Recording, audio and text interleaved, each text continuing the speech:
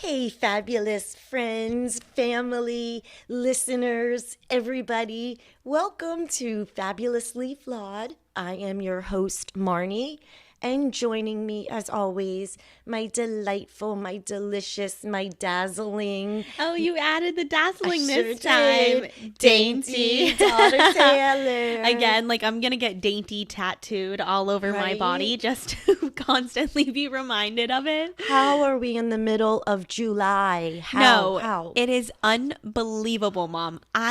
Genuinely, it is July? I lose track of the dates sometimes. It's right in the middle of guys. It was quite literally just Memorial Day. No, with our store, I'm already thinking, okay, back to school. We're already in fall. Yep. It's already New Year's. People are already saying it's Christmas now that the 4th of July happened. It's Merry Christmas, which is true, guys. I'm telling you, before you know it, you're going to start seeing holiday decor and everything in the stores. It's crazy. Oh my gosh, I have episodes and interviews I've done on holiday stuff, but we're not there yet. But today's episode I'm getting ahead of myself. I just am obsessed with Christmas. Okay. Today's episode is called Wildest Dreams. Never give up in my wildest dreams. Because I am just so blown away with the way my life is now. Not only does it help me, how my story and my motivating and empowerment helps other people. And had I given up in a very dark way,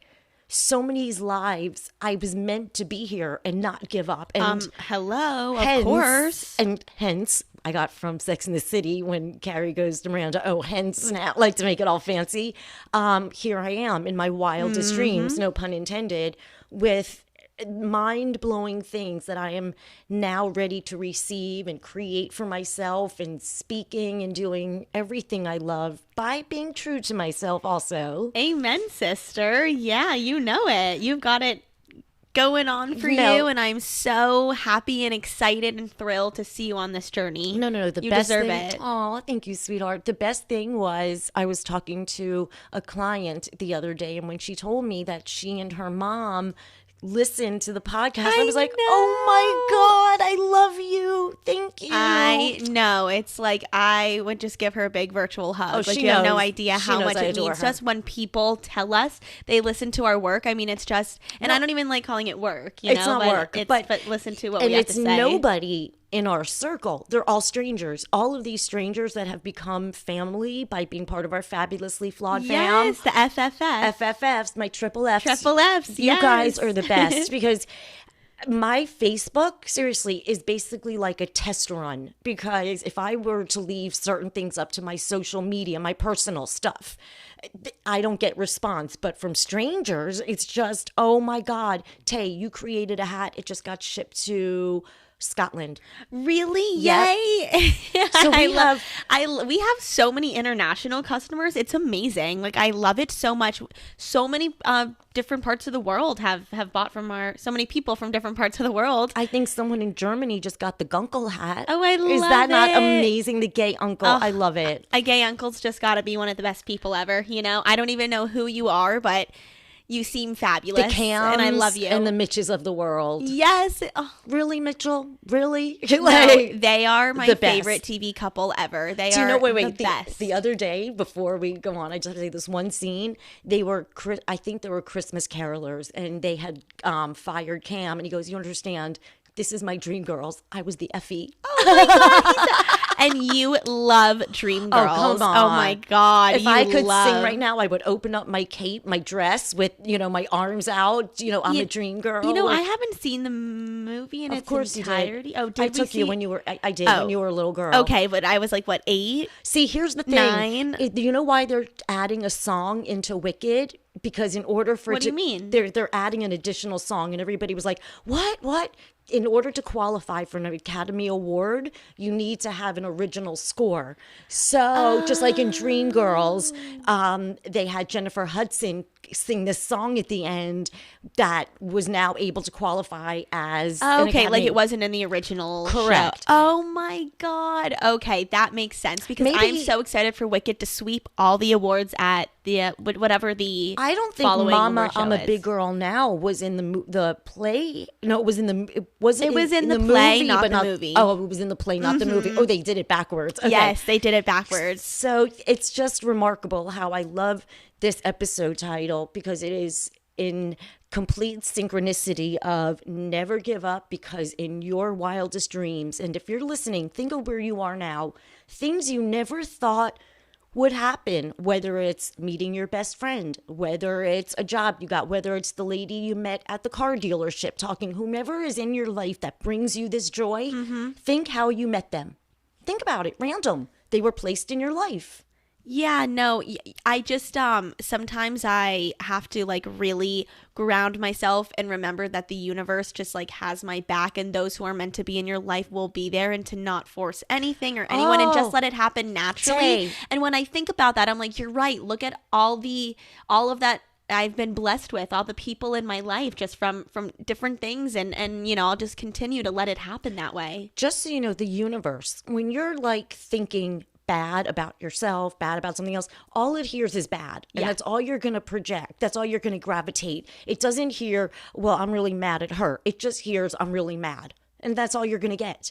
So when the second you let it go, and you don't worry about anything, you will be surprised. All of a sudden, things start dinging, lighting. There is not one thing that you could say that I fret about. I don't know where that word came from. There isn't anything. I let everything go. And I'm going to share a story, I guess, in my wildest dreams, to let you know everything has a plan and purpose. Right. Go for it. Share away. Okay. It was January 2004. Okay, 2003 was the hardest year. You were 3. I was married to Dad and divorced. My mother had relapsed on crack the same day I got the divorce papers. 2003 was a clusterfuck. So at the end of the year, I asked Lori, my best friend at the time, if I could live with her. Okay. So during winter break, she was like, sure, but after that, like, no. And I'm like, where are we going to go? TR just stopped working as the casting office. I auditioned people for commercials. He was opening up a children's acting school. I had nowhere to go. Dad was in his other life doing God knows, I don't know. And so it was just you and I. What am I going to do? So this guy that I knew, that I met at Lori's over winter break, he happened to have had an apartment at Turnberry on the Green in Aventura, and 2-bedroom, great. Can Taylor and I come live there? Okay. I did not know he was an alcoholic, and it was really, really bad. And I was on the phone with my friend Lisa, Church by the Glades Lisa, for all the listeners down here, and I was hysterical crying. What am I going to do? I have my 3-year-old, you were just turning 4. Yeah. What am I going to do? I have nowhere to, what work? Where am I going to live? My life is crumbling. I was ready to die at that moment. And she said, well, you know, there's a job opening at the Green Agency, which was the best top model actor agency in South Beach. Yeah. So I was a casting director, so I knew the talent. I knew how they auditioned. I knew what the production company thought of the talent. So it made it easier for me to navigate who to send who. So that was my... Right, for you to become an agent. Exactly. So I had that, I guess, under my belt.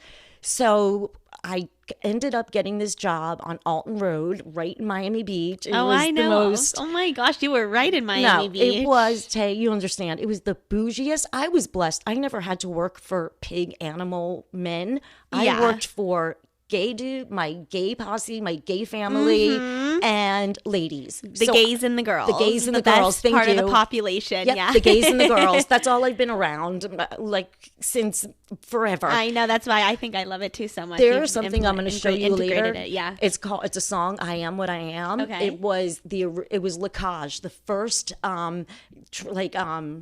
female impersonators, and they were mean to him, and the finale was I Am What I Am. So I don't know. I can already picture that being so fabulous and like amazing. So since I'm 12, you know, when I've like my whole life has been about just loving people who are gay. They're so, I'm proud of them for being so true to themselves. Oh my God. Right? Yeah, of course. They're the best. They're literally the best people ever. Love so them. Funny and kind. So proud. And unique and just brave and not afraid to be themselves. And it's not, we did our whole Pride Month kind of celebration, but I'm continuing it into July. Yeah, just like Tracy Turnblad said something. Pride Month. Every month is Pride Month. Yep. So anyway, so I got this job at the Green Agency, and I worked TV with Lisa. She did more of the models. I was the character actors. You had Giselle, who ran the most amazing Hispanic division. Hello, Univision, Telemundo. Oh my God! Obviously, I love how I just down here. I love how I just said it with my accent. Yeah. Telemundo. And you had Betty doing print. So the four of us, and it was the best time of my life. And then I had my Noah, and then I didn't work anymore at just doing agent work. But through the years, I have just always been Facebook touch with people. And lately, I decided I am not holding myself anymore. The people need to hear my story. Holding yourself back holding anymore. Myself any back. I'm not holding myself holding myself back anymore. I'm so excited because of my story. So my friend Giselle is one of the most top badass agents. And she opened up a motivational speaking division. And I am now represented by Giselle. Which is so epic and amazing and incredible. And I just, wow, look at how the world works, Mom. Talk about full circle. 20 years later. So just wow. In my wildest dreams, because trying to promote myself has been, trying to heal myself, promote myself when I wasn't prepared to work the way I am now. I mean, everything has come together at this time. So the universe had this all planned. What are the odds that Giselle watched my videos? Who knew? She didn't have to follow me. Like what? So to get that opportunity, when I spoke at American Airlines, most people are great speakers, but I knew these people needed to come to life because everything about dancing makes people happy. Yes. Okay. Oh, yes, it does. So I was the very last speaker at this event for American Airlines for their corporate training, and there was technical difficulties. That's what it was. So people were getting a little bit antsy. It was not my fault. It was not me. I was nothing to do with the technical difficulties. But in any event, so all of a sudden I put on like, Pitbull, like, Echa pa' allá, and I'm telling them, everybody up. And they were dancing around. I love that so much. Like, I wish I was there to see that. It was literally me doing a Zumba routine. But you know what? Everybody felt like they were think about it. That's probably the only thing they remembered from the day. Sure was. Not that I couldn't catch my breath afterwards. And I was completely out of shape. But they will always remember the speaker that made them. The room looked like something was going on anyway, with all the different tables, like a wedding or something. So it actually looked like if we were at a wedding, everybody was dancing, and it was I love that so much. Fun. Like only you would turn a corporate speaking event into a Pitbull dance party. Because I love it, Mom. That's you are you and never ever change. Please. Oh no, I am that one. I am the matzo ball in the world of chicken soup. Yeah, yes, or I am. the cupcake in the world of muffins. Love it. There's a bunch of things I could say. Just think of like just the sparkliest fairy in all of the land. Yeah. Okay, so last night, Tay, for the first time, I watched like episodes straight through of the Kardashians. I couldn't sleep, and I was tossing and turning, and it was Kim getting ready. Normally, Courtney does it. The Christmas.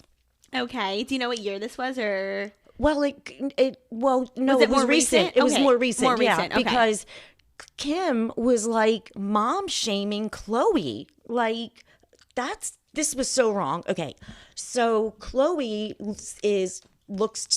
they're all amazing moms. Okay. Yeah. But Lovey was Chris, for those who don't know.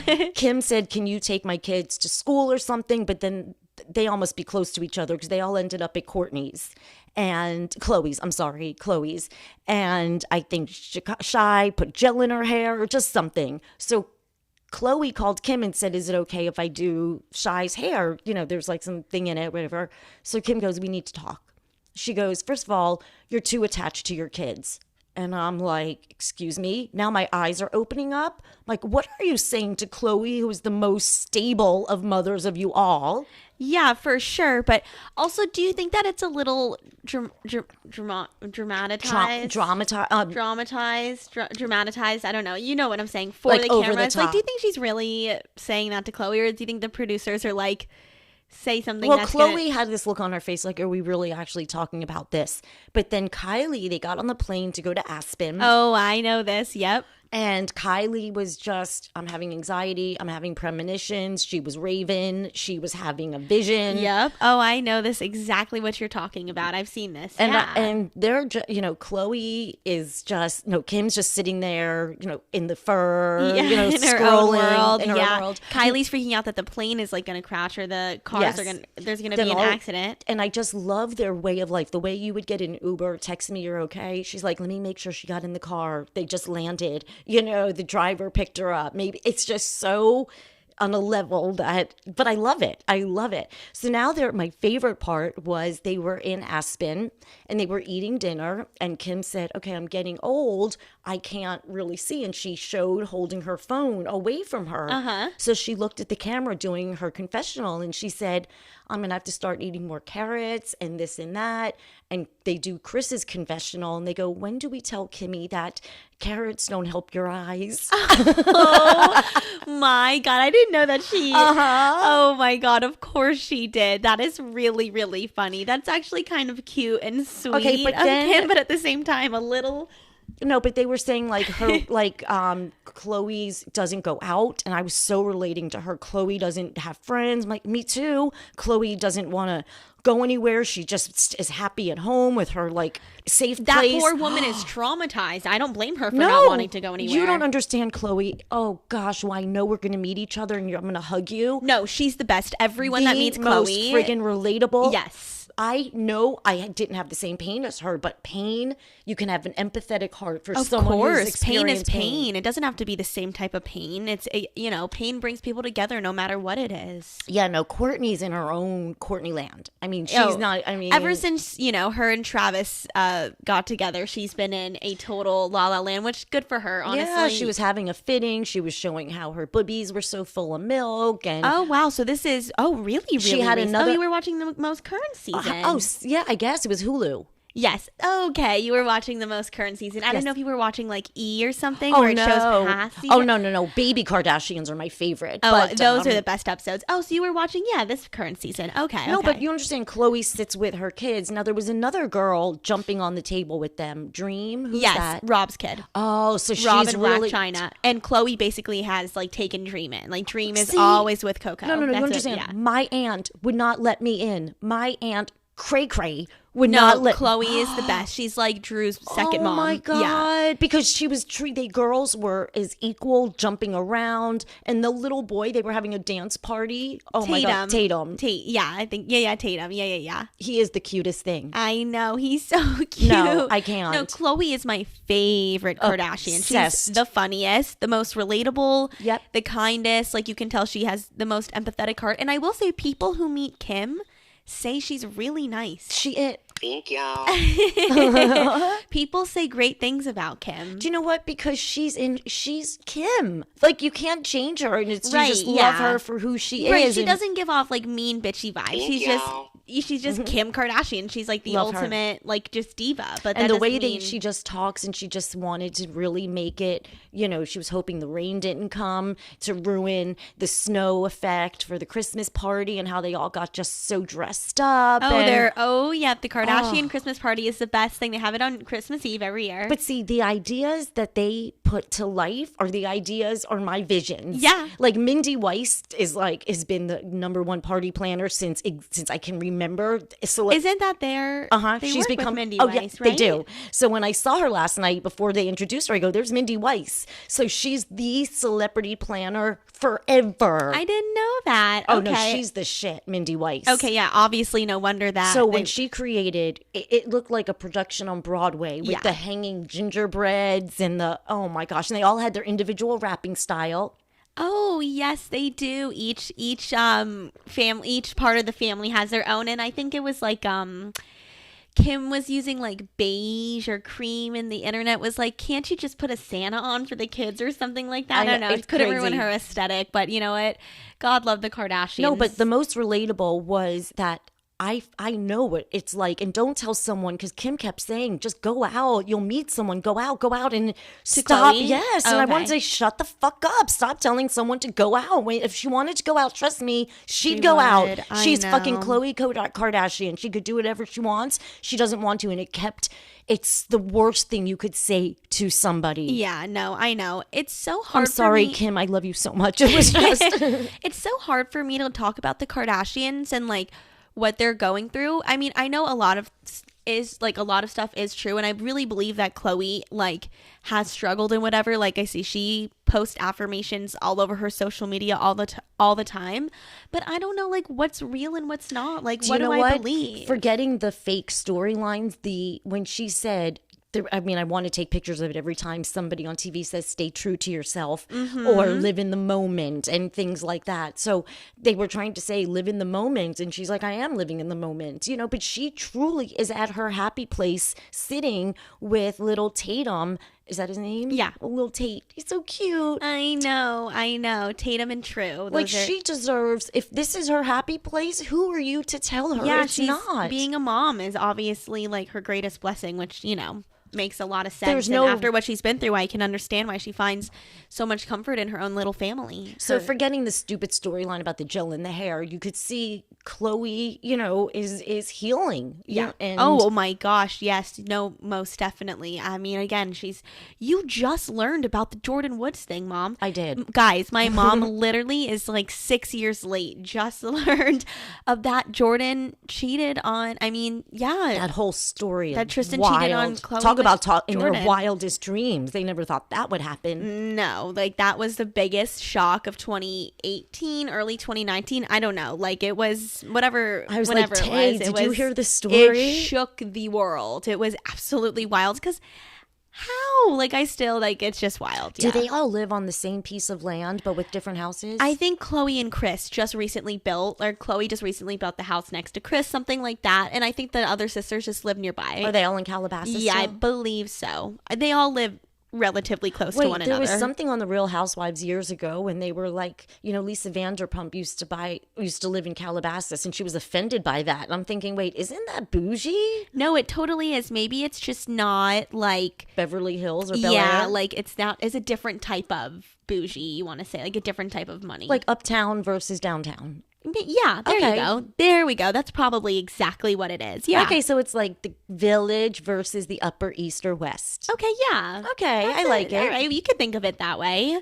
Speaking of that, I'm going to New York City soon, which I'm super excited for. No, I cannot. Okay, here's the craziest story. So my husband is born in a town called Ellenville, New York. It was upstate New York, and he grew up in the Catskills. His mom owned a dress shop, and his father had a coffee shop. And it's like the whole Dirty Dancing thing when families, you didn't know that? Seymour had a coffee shop? No, I'm looking at my mom with a puzzled look on my face like, what? Yeah, they used to have a coffee shop in there too. So what? I had no idea. Okay, you learn something new every day. Right? So Ellenville, this up Catskills, and that's where Dirty Dancing, the whole, you take your it's just that whole vibe, and it's not around anymore.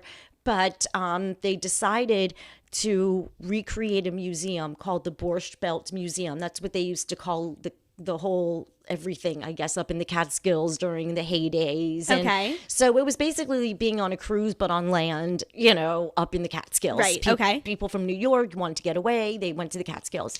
Just like Dirty Dancing. Yeah. Same thing. Yeah. So Daddy had said to me, I'm sorry, Dad said. No, that's okay. It's okay. I told you can say whatever you want. He was just like, is there anywhere you want to go this summer? Because all I do is want to just sit here in my safe place recording, doing work, healing, my whole little Marni world. Yeah. So I said, well, definitely not Colorado because bad vibes happen in Colorado. I know, Colorado, and you don't really get along. Nope.